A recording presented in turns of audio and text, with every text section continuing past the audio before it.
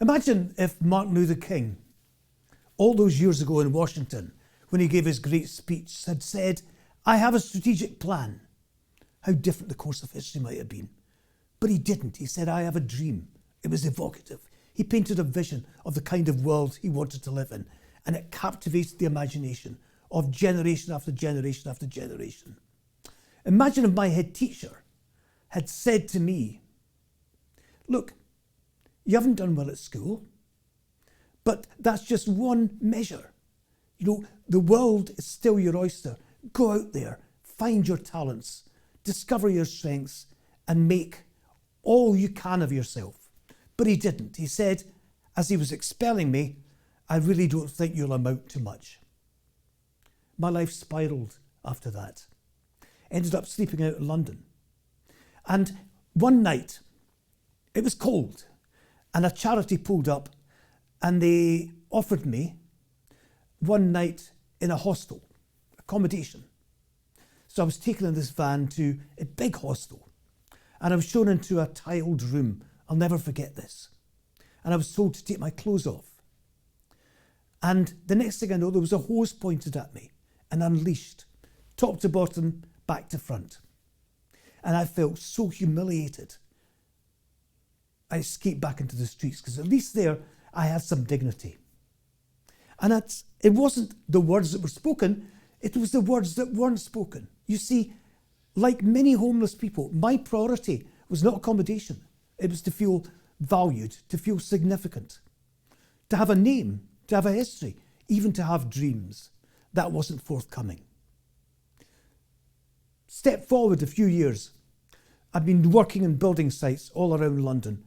And like many employees at the time, I'd had the full raft of, words that people use. "You're not paid to think.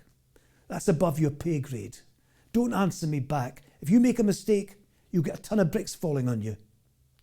And one day, I was assigned a building site in Earls Court. And I arrived early in the morning, eager to work. And this foreman with a soft hat and a broken nose put his arm around me and he says, "Welcome, Michael." And he took me into this hut. He said, "Before we start, I want to show you something." And he showed me the plans and he said, "This is the palace you're building."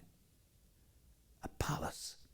Suddenly I felt this incredible energy rising up.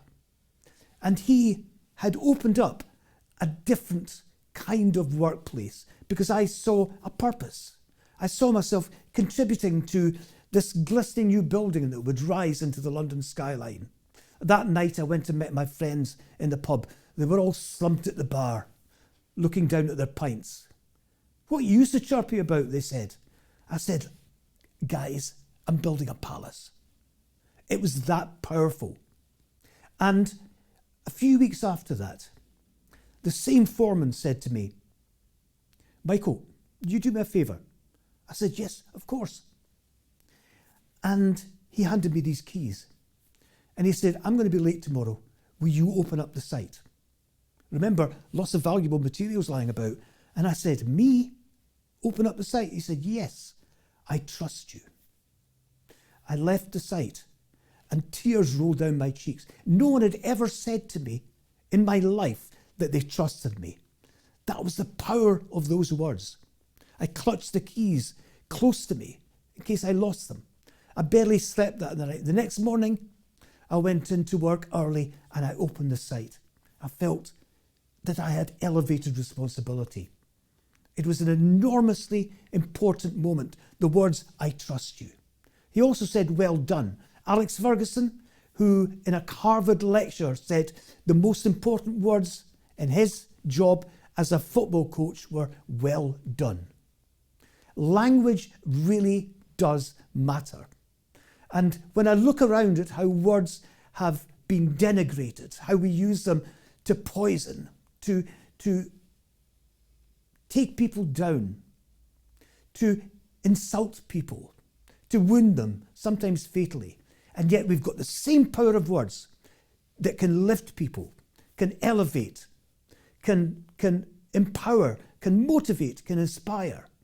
So I have a dream that one day soon we will rediscover that the power we have with the words we choose to use when we're speaking or writing are ones that lift people rather than sink them.